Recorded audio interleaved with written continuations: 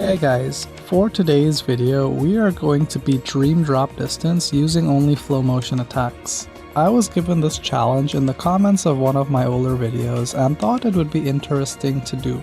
So if you have a challenge for me, please leave a comment below.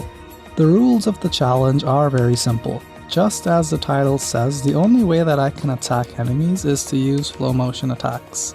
I want that to be clear to you guys. I can only damage enemies using Flowmotion attacks. This is not a no command challenge though. I am allowing the use of commands, in particular the use of one very special command, Cure. Cure doesn't harm enemies and I'm not a god at this game, so using Cure, Cura, and Curaga is allowed. I think it's necessary to have curing abilities to do this type of challenge, as Sora and Riku can take damage when they use Flowmotion attacks. There are no invincibility frames, and a lot of times bosses don't stagger when you use Flowmotion attacks, so you will take a lot of damage using only Flowmotion attacks. So the first rule of the challenge is that I can use the cure commands, but only those. The second rule is that drop sequences don't count, we can't really avoid them, and it's a glorified gummy ship level. The third rule is reality shifts are allowed, we need to use them to progress the game as well as beat some bosses. The fourth rule is that Dream Eaters are allowed to be in my party. I will keep 2 Meow Wows in my party because they have 2 very useful abilities that we will need. The first ability is that they can cure Sora and Riku. We are going to take a lot of damage in this playthrough, so they can act like how Donald should act and give us a cure when we need it. The second ability that Meow Wow Dream Eaters have are balloon commands. Some bosses will back away from Sora and Riku, so if Sora can push them toward the balloon commands, we will be able to get some free damage. And those are all the rules, so let's start the challenge. Obviously, when we start the game with Ursula, we will fail the challenge. There is no way to beat her using Flowmotion since we don't actually unlock Flowmotion yet, so I won't count this. The challenge actually begins in Traverse Town, and I should probably explain how we are going to play the majority of the game. There are essentially only 2 attacks that Sora and Riku will do for basically the entire game, and we will have to do this for every single boss and enemy, so we will need to get used to it. To start a Flowmotion attack, we must first jump onto a wall or Flowmotion positive surface.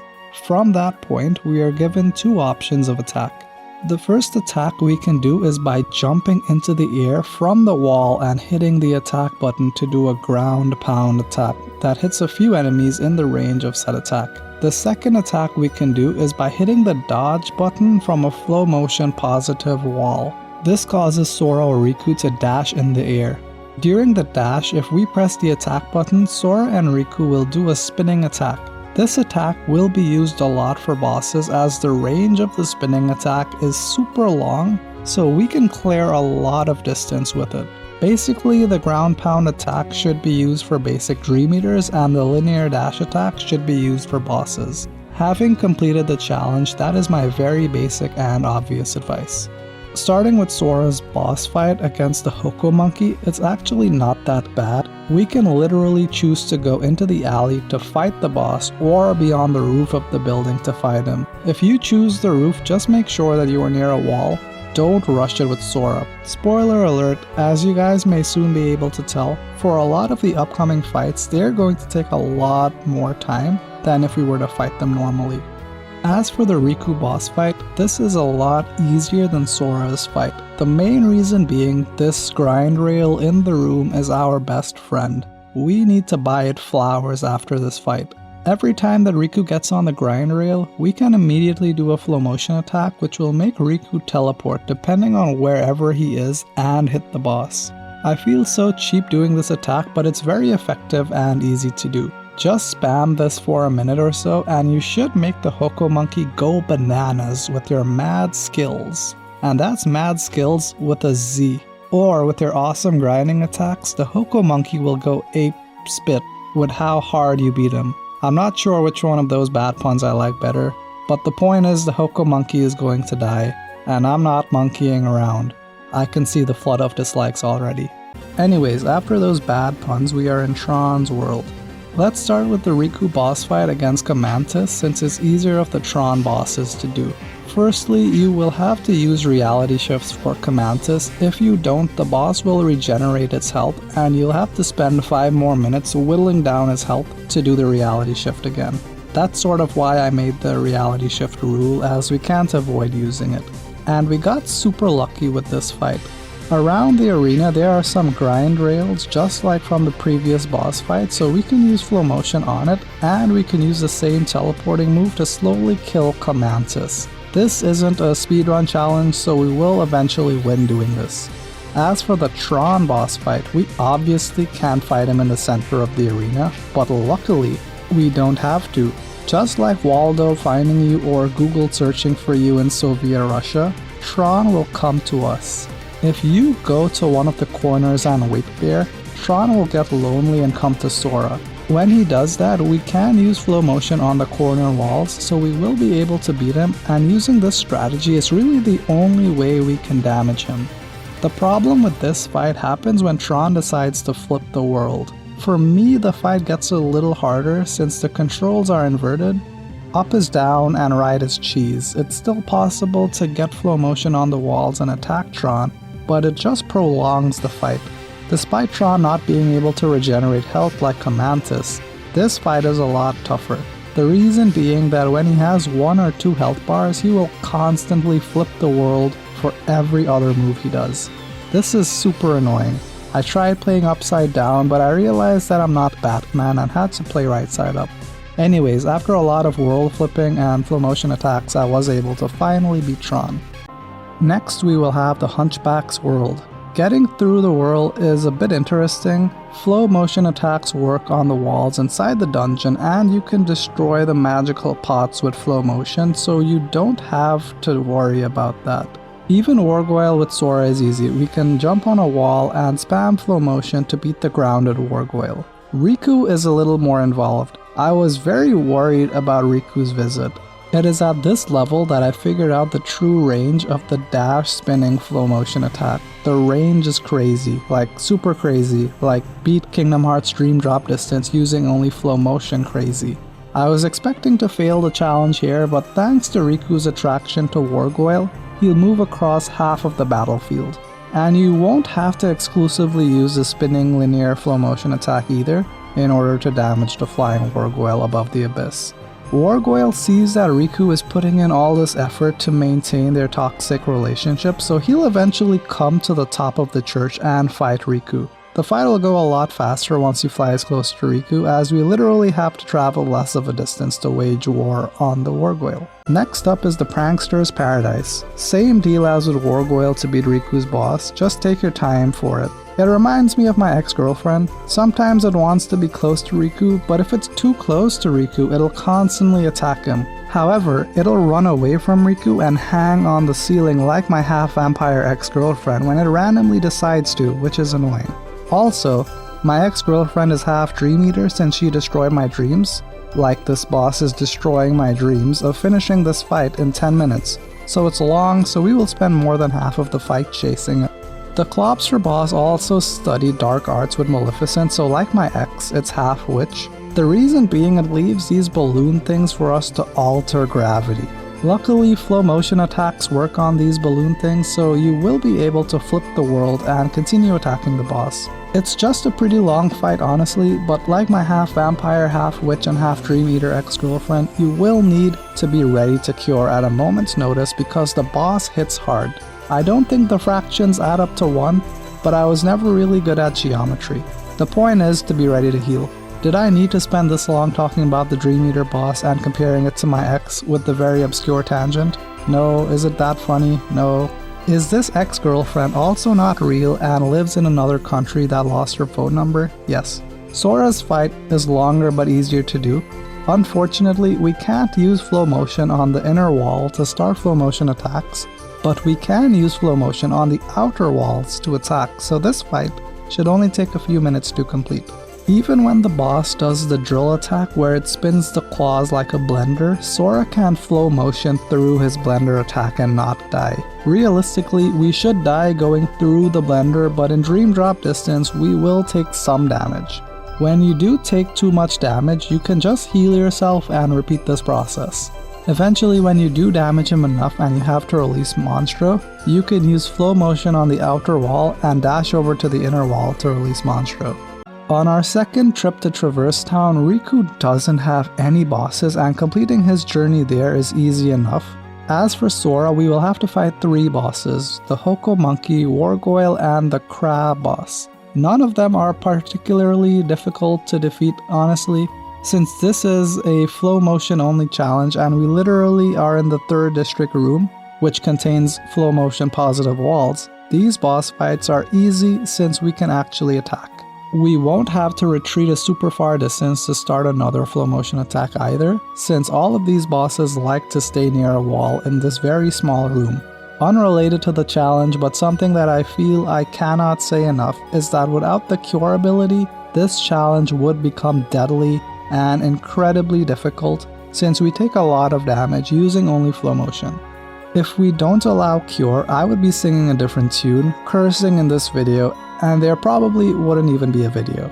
After speaking of singing a different tune, we will now find ourselves in the country of musketeers. Luckily for us, Riku's Flow Motion attacks work on non-enemies in this level, so we are able to attack these pots which reduce the drop meter just like we did in the Hunchback world, and we are also able to attack these pieces of wood to progress the level with Flow Motion, so we aren't in trouble yet. Riku can also attack all of the Beagle Boys, and guys, this is my favorite clip for the entire playthrough. I felt so bad for this Beagle Boy. I don't know how, but I somehow managed to trap him in a corner and I just kept spamming the same Flow Motion attack. I legit felt like a bully doing this, but that is the path that I chose when I decided to get up on the wrong side of the bed that day and shave my head. And at the end of the spam fest, I just had to do a little dance to celebrate the BS that I just did onto the poor Beagle Boy. The real battle is against Riku's final boss of the level, Holy Guacamole. Just kidding, this fight is more annoying than difficult. All this stupid mole does is run away and try to play hide and seek with us, which wastes our time. He doesn't do that much damage though, so this fight is a test of patience. Just make sure to drop before the fight so you don't have a repeat of what happened to me in my no commands run. Anyways, for some reason, I guess that I leveled up or something because Riku was doing a lot of damage during this fight with his Flow Motion attacks, so beating the Holy Anchovy boss was easy. As for Sora's visit to the Musketeer world, I have some bad news. When we have to fight against the dinosaur, there is no way to beat the dinosaur. We literally don't have any walls to use Flow Motion on, so we can't damage the dinosaur. I tried only guarding his fireballs, but that didn't work as the carriage will be destroyed before he loses all of his health. Then I tried guarding his fireball attacks and using reprisals, but that also didn't work. Guys, I may have failed the challenge. The attack that I found as a workaround for Flow Motion attacks here is the Sliding Sidewinder command. I'm legitimately not sure if this counts as a fail or if I'm allowed to use it, so please comment below if you think this command should or shouldn't be allowed.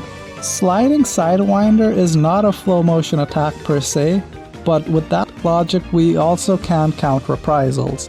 I hadn't used any reprisals up to this point in the game, since there was no need since Flow Motion was working up to this point. The Sliding Sidewinder command is under the same menu, which also includes commands such as High Jump, Air Slide, and Dodge Roll, so I'm not sure if Sliding Sidewinder should make me fail the challenge since we implicitly allow those commands. Seriously guys, I'm not sure if I failed the challenge here. There aren't any Flow Motion walls to jump off of, and guarding doesn't kill the bosses. Please tell me what you all think in the comments, as I'm hoping you guys say it doesn't count and I can count this challenge as a win if we allow this. The way that Sliding Sidewinder works is that I have to first jump in the air, do an air dash, and then I'll get the option to do the Sliding Sidewinder attack. I'm not literally using the attack command or using any battle commands to attack the dinosaur, but this is how I was able to beat the dinosaur. Next up, we'll have to fight the Beagle Boys and Pete. This fight is honestly pretty easy. The wall that is the background of this stage is Flow Motion positive, so we can jump on it to launch into attacks at Pete and the Beagle Boys. Luckily, they won't stand at the opposite side of the stage, so we will be able to hit them with the Flow Motion attacks. After the fiasco that was the dinosaur chase, this fight was a welcome change of pace that caused no trouble.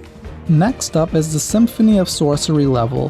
For Riku, this level is pretty easy as it's just fighting basic Dream Eaters. As for when we have to fight the devil, it's just a drop sequence, so this doesn't count. Sora's boss fight against Spelacan is actually one of my favorite boss fights for this challenge, as the arena is almost designed to be fought with Flowmotion.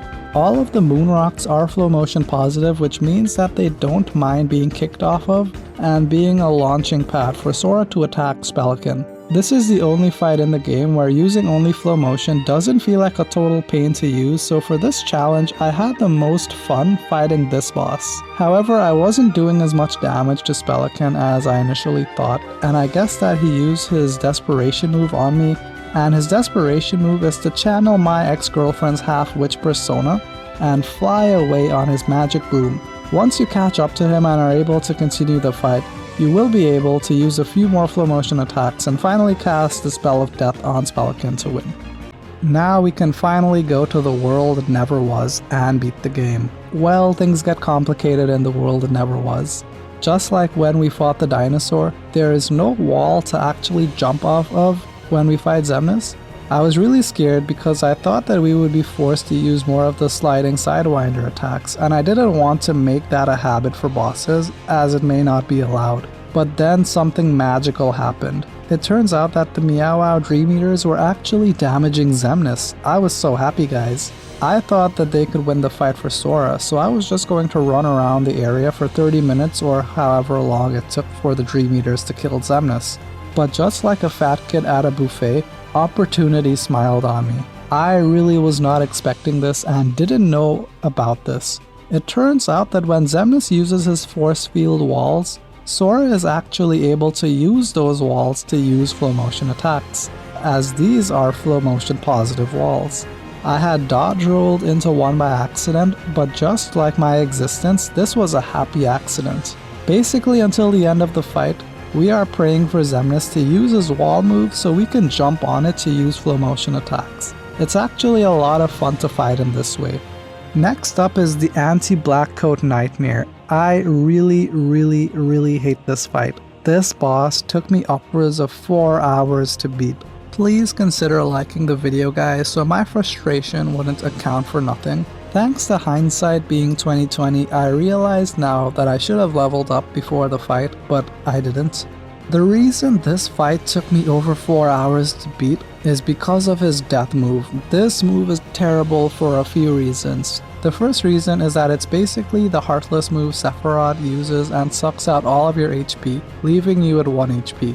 The second reason is that Riku is paralyzed with this attack and can't heal, dodge, or guard, so even if you don't get hit by the lasers or his nightmare claw thing, he'll teleport under you and kill you. The third reason that this is a bad attack is because he can use the Heartless Angel move on you and just stand under Riku. Please look at the top right corner of your screen. Look at how his health just increases without bound. This is so insulting to us, and of course Riku needs to die because this fight is unfair.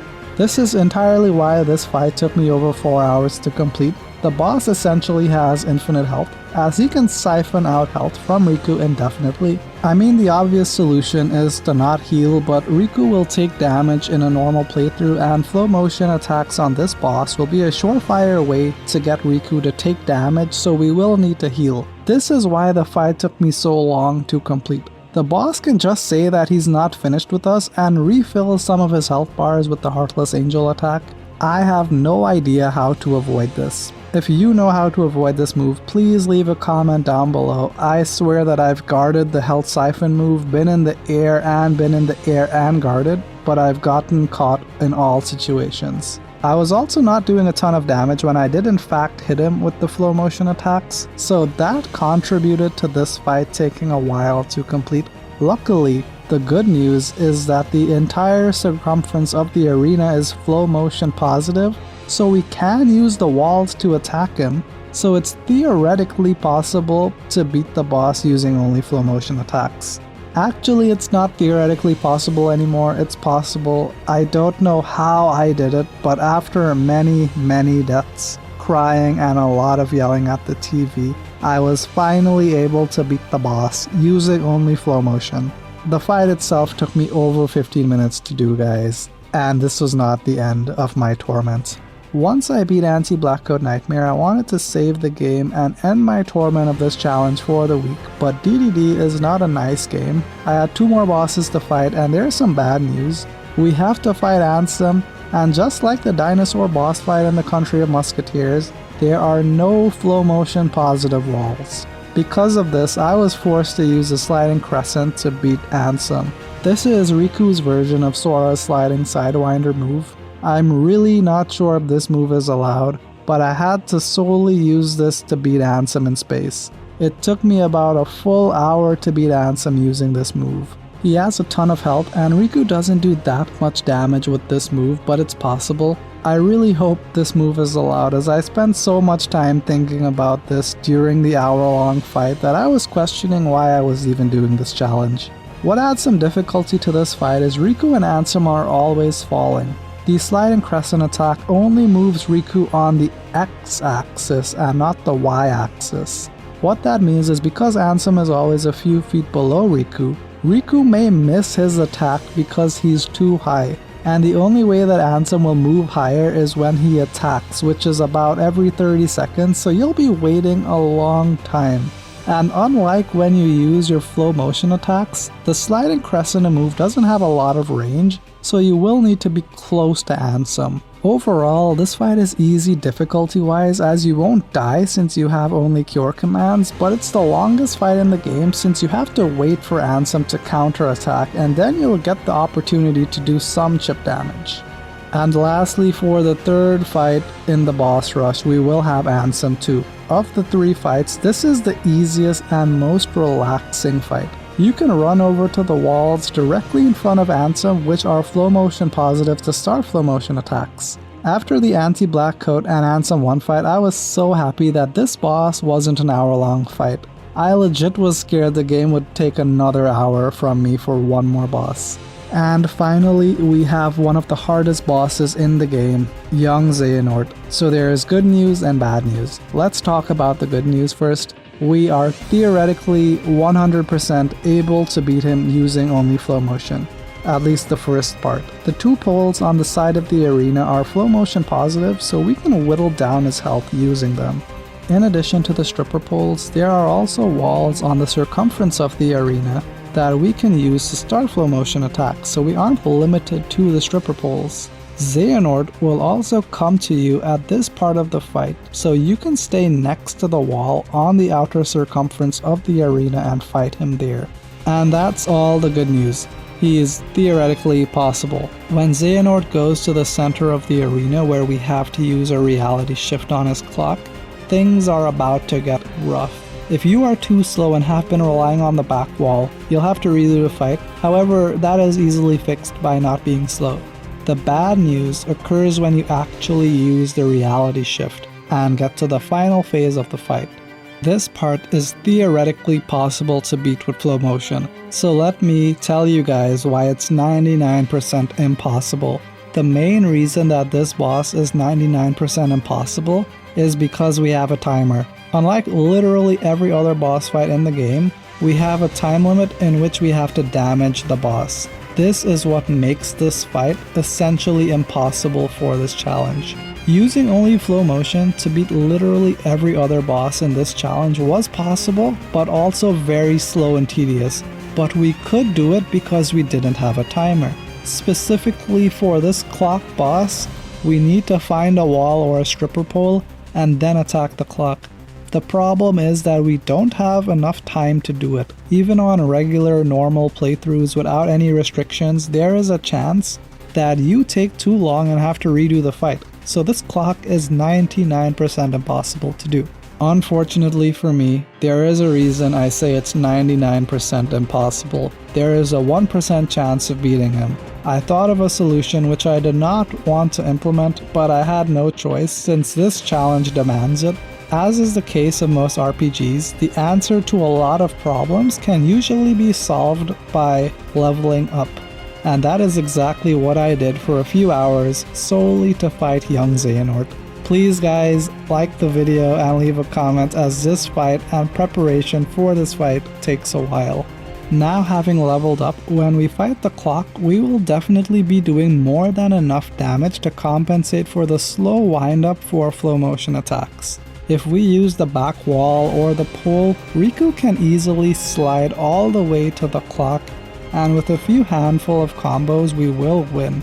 I may have leveled up too much, but this is the only way to beat the clock as the timer is very restrictive. And our last boss is Armored Ventus. He's actually pretty easy to beat. Since we leveled up a bunch, we will be doing more than enough damage to complete the fight. He's actually a ton easier than the Black Coat Nightmare and Young Xehanort. He doesn't literally suck away Riku's health and there is no timer. And by far the most important thing is that the perimeter of the field is Flowmotion positive. So can you beat Kingdom Hearts Dream Drop Distance using only Flowmotion attacks? Yes and no. Firstly, we shouldn't count the Ursula fight since we don't yet have Flowmotion. However, there are two situations that complicate things, the Sora carriage situation and the Riku Ansem situation. As far as I know, Sora must use the sliding sidewinder attack on the carriage to damage the dinosaur, as guarding alone will not kill the dinosaur before the carriage takes too much damage. I'm still not sure if the move should be allowed. It's not an attack command and it's literally listed under the action command section with other commands such as block, dodge, roll, and high jump. I think under a technicality, sliding sidewinder and sliding crescent should be allowed, but I understand if you guys don't allow it. And it's the same deal for when Riku has to fight Ansem in the dark void of space. There's no walls on the side of the arena to actually get the Flowmotion move started, so you'll be forced to use Riku's sliding crescent ability. It's also listed under action command, so I feel like technically it should be allowed. However, those are the two situations where we can fail the challenge, and considering that I think we implicitly allow jump, dodge, rolling, and air slides, I think we completed the challenge. Please comment down below if you guys think the sliding sidewinder and crescent should be allowed. I think they should be allowed, but I'd like to hear what you guys think. I do hope that you all enjoyed the video. Please rate the video and do the stuff the YouTube algorithm likes. I actually do recommend doing this challenge over the no commands challenge that I did, as this was a lot of fun, and I actually have a more positive outlook on DDD. Story and Dream Eaters aside, the flow motion and movement of this game at 60 frames per second is fun and probably one of the best in the series. This challenge was suggested to me in the comments in one of my other videos, so if you have a challenge, please leave a comment and I'll see you all in the next video. Thank you for watching. Thank you for watching. Thank you for watching.